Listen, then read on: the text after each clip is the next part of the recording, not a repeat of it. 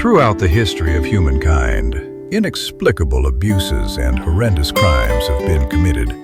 I am Bridget Bishop, and I want to tell you my unhappy and unfortunate history. And this story is one of them.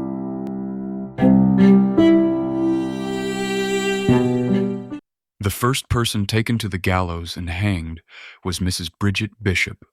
Under such false pretenses, thousands upon thousands of people were executed. Among them a woman named Glover, who cared for Mr. Goodwin's children and was immediately burned alive. The year was 1688 in Salem, Massachusetts, and even the dogs were executed.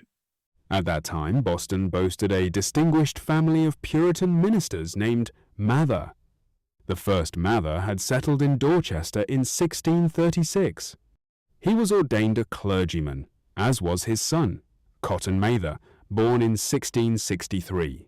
Increase was president of Harvard College, and his son held a prominent position there and also preached in Boston. The fanaticism and diabolical cruelty of these two men have probably never been equaled in the history of human persecution.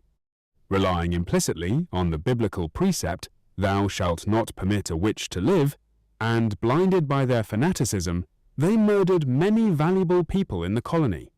The first person tried, taken to the gallows, and hanged was a woman named Bridget Bishop. The new governor of the Massachusetts colony, Sir William Phips, seems to have been swept up in the commotion and authorized legal proceedings.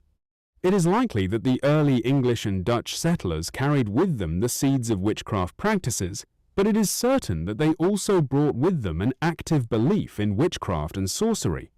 However, it is significant that no outbreak of fanaticism related to this belief occurred until almost the end of the 17th century, in 1692, when an alarm was raised about witchcraft in the family of the minister of Salem, and several black servants were accused of the alleged crime. It is quite likely that these black people practiced voodoo, but, be that as it may, the accusations were not limited to them. The alarm spread rapidly. But who were these fanatics? Mather had settled in Dorchester in 1636, and 3 years.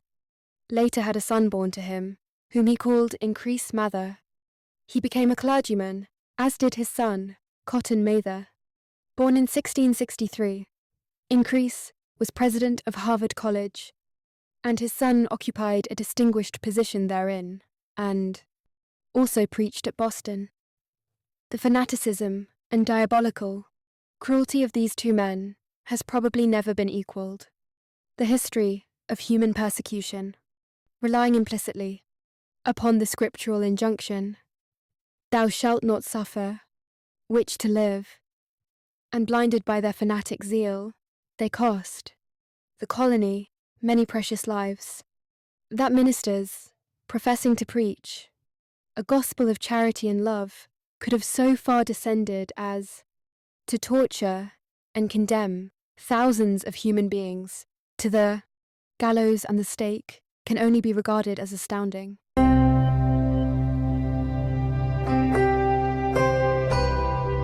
In 1688, an Irish washerwoman named Glover was employed by a mason of Boston, one Goodwin, to look after his children, stated, were those of diabolical possession.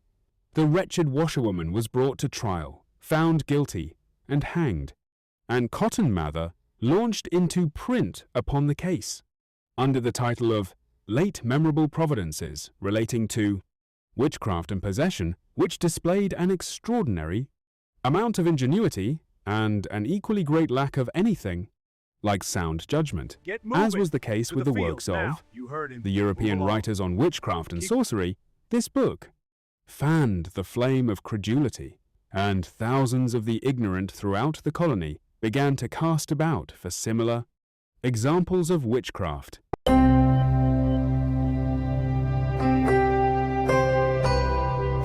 Five other persons were brought to trial and executed, and a similar number shortly met. The same fate, among them a minister of the gospel by name George Boris, who disbelieved in witchcraft. This was sufficient, and he was executed forthwith. popular. Sentiment was on his side, but the fiendish Cotton Mather appeared at the place of execution on horseback, denounced Burroughs as an impostor, and upheld the action of his judges. Another man, called Willard, who had been employed to arrest suspected witches, refused to continue in his office and was himself arrested. He attempted to save himself by flight, but was pursued and overtaken to the fields and now. You heard him. Move duly along. executed. Keep the mind Even dogs accused of witchcraft were put to death. But the magistrates, who had undertaken the proceedings, ignorant as they were, began to have some suspicion that the course they had adopted was a violent and dangerous one, and the popular sentiment rose so high that the governor requested Cotton Mather to write a treatise in defense of what had been done.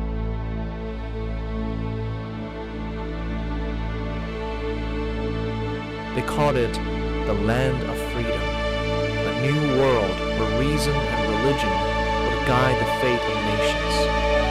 But in the shadows of the United States of America, another history was being written. Long before most settlers learned the names of the rivers and mountains around them, whispers of forbidden rites, secret societies, and hidden symbols were already taking root beneath the surface of everyday life. What if I told you that the true occult history of the European races who crossed the ocean does not begin with the official founding of the nation, but with the private obsessions they carried in their minds and in their luggage grimoires, talismans, and ideas they dared not speak out loud?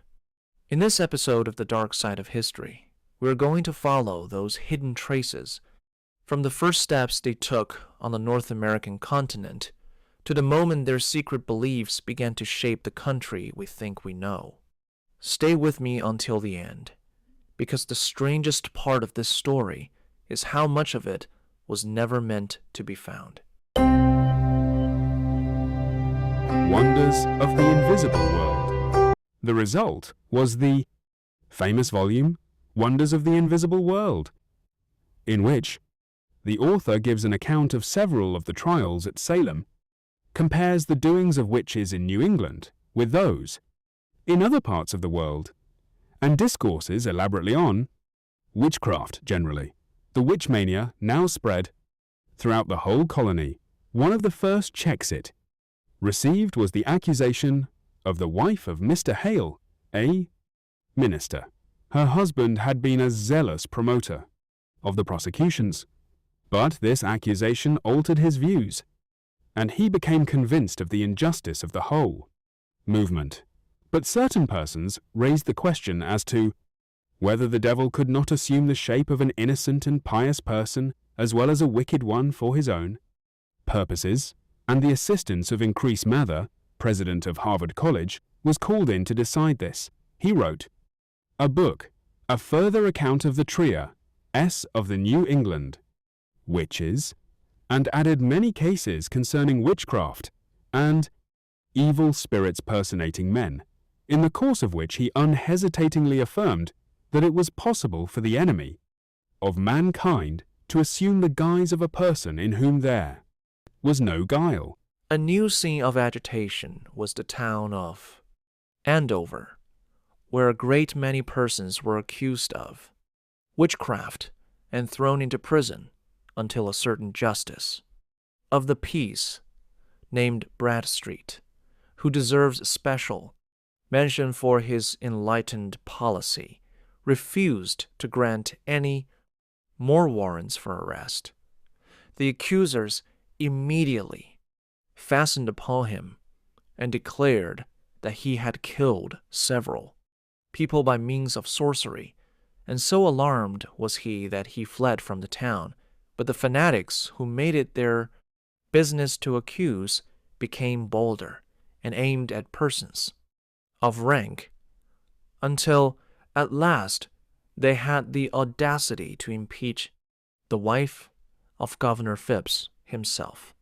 This withdrew from them the countenance of the governor, and a certain Bostonian who was accused brought an action of damages against his accusers for defamation of character.